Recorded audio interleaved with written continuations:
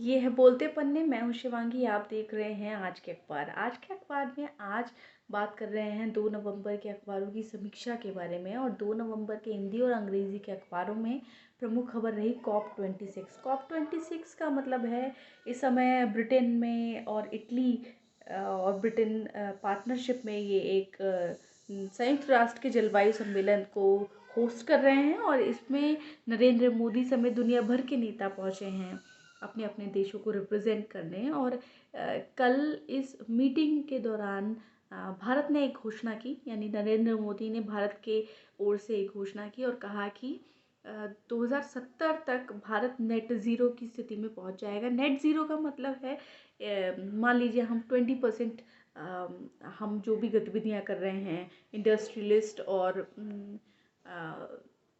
और जो दूसरे स्तर पे उससे जो कार्बन पैदा हो रहा है और वातावरण में जा रहा है, यही कार्बन तो हम कुछ ऐसे ग्रीन प्रोजेक्ट पे काम करें, जंगल बचाएं, पेड़ लगाएं और दूसरी चीज़ें, जिससे कि हम वातावरण में मौजूद कार्बन को भी उतने परसेंट ही खर्च कम कर पाएं। तो ये हो गया नेट ज़ीरो की स्थिति। तो इसे एक सॉल्यूशन इस समय दुनिया मानती है। जलवायु परिवर्तन से जो झेल रहे हैं उसको ख़त्म करने का जो तरीका है उसको नेट ज़ीरो मानते हैं। तो भारत ने कल पहली बार ये घोषणा की कि हम एक टाइम लिमिट पे आ गए हैं और ये इस लक्ष्य के हिसाब से हम काम करेंगे। भारत एक ऐसा एमिटर था, कार्बन उत्सर्जक जो देश हैं उनमें भारत अकेला ऐसा देश था जो अभी तक कोई टाइम लिमिट पे अपने आप को नहीं लाया था। तो एक ग्लोबल प्रेशर भारत फेस कर रहा था। तो कल फाइनली नरेंद्र मोदी ने इस मामले में ये एक बयान दिया, इम्पोर्टेंट बयान दिया और एक कहें कि वैश्विक जगत के सामने, पूरी दुनिया के सामने एक शपथ ली।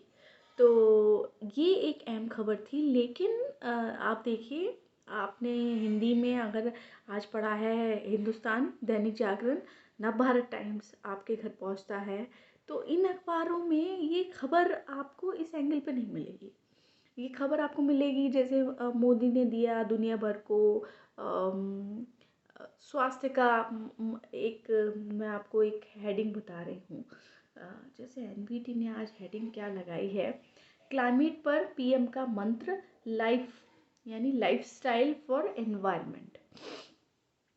तो ये इस तरह का जो जुमला, जिसे जुमला कह के क्रिटिसाइज भी किया जाता है, तो लगभग वही चीज़ है कि तो ये एक्चुअली इम्पॉर्टेंट बात नहीं थी। उन्होंने बहुत सारी बातें कही अपने संबोधन के दौरान, लेकिन जो की पॉइंट्स ये थे कि भारत 2070 तक नेट ज़ीरो की स्थिति में आएगा और रिन्यूएबल एनर्जी के सिस्टम को अपनाने का जो टाइमलाइन रखा है वो रखा है डेडलाइन की लक्ष्य 2030 तक, यानी अगले 8 साल में हम ऐसे अपना इंफ्रास्ट्रक्चर बनाएं कि हम रिन्यूएबल एनर्जी की तरफ आएँ, ताकि हमारे पास जो प्राकृतिक स्तर पर जो संसाधन मौजूद हैं, जो लिमिटेड हैं, उनका इस्तेमाल कम किया जा सके। तो ये बताता है कि कहीं ना कहीं हिंदी अखबार पर्यावरण जैसे विषय पर जब रिपोर्ट करते हैं तो किस तरह से कितना सतही रिपोर्ट करते हैं।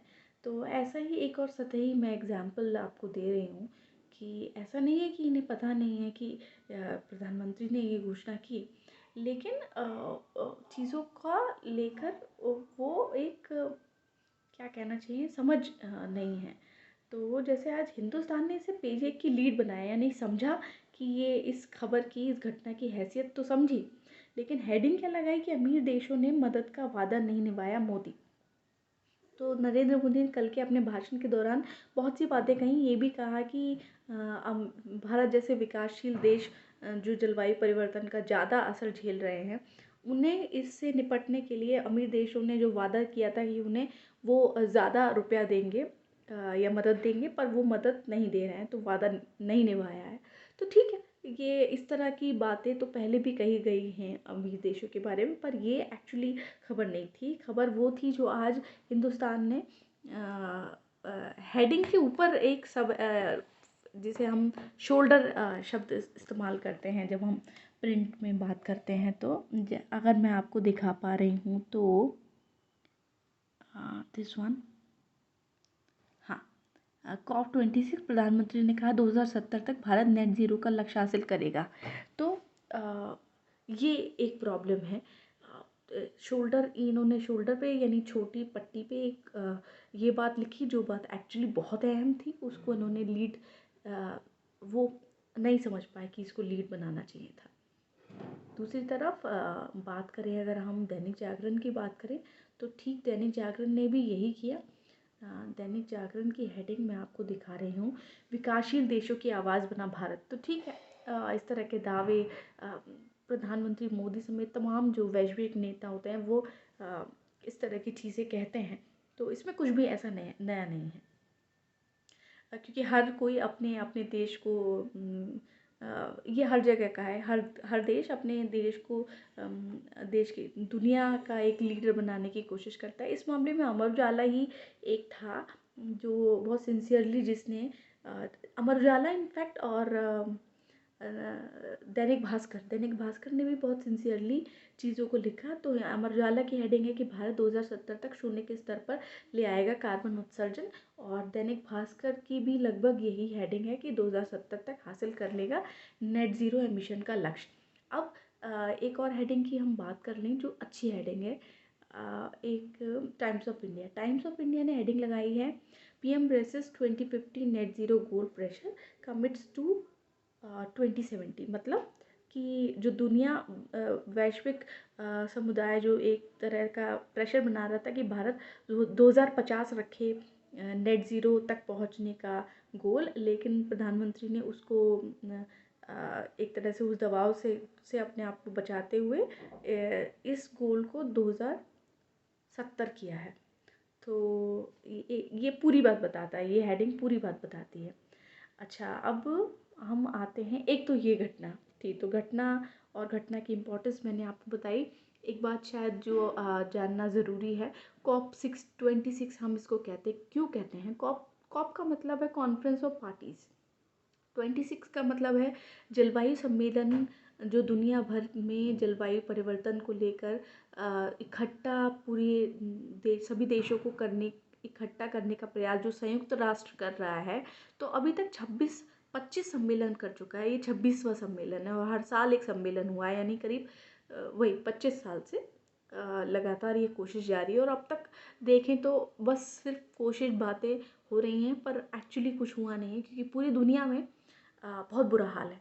और कल कनाडा के प्रधानमंत्री ट्रूडो बोले और उन्होंने कहा कि उन्होंने अपने यहाँ का एक उदाहरण बताया कि पिछले महीने ही वहाँ पर उनके यहाँ का एक कस्बा था जो ख़त्म हो गया, जिसका अस्तित्व ही ख़त्म हो गया, क्योंकि वहाँ का जो टेम्परेचर है वो 50 डिग्री सेल्सियस तक पहुँच गया। तो इस तरह के जो एक्सट्रीम इवेंट्स हैं, वेदर इवेंट्स, वो सब जगह हो रहे हैं। इस खबर को BBC ने कवर किया था। BBC का कवरेज बहुत अच्छा था कल का। हिंदी में बहुत अच्छा कवरेज उस तरह का नहीं दिखता है, और इंग्लिश में भी जो मोटा मोटा भारत ने क्या कहा इस तरह का तो है, पर बहुत सारी कल लोगों ने और वैश्विक नेताओं ने बात कही है। हिंदुस्तान टाइम्स ने उस पर एक अलग अलग करके कोट करके कुछ बनाया है, एक पेज बनाया है स्पेशली, तो वो मैं आपको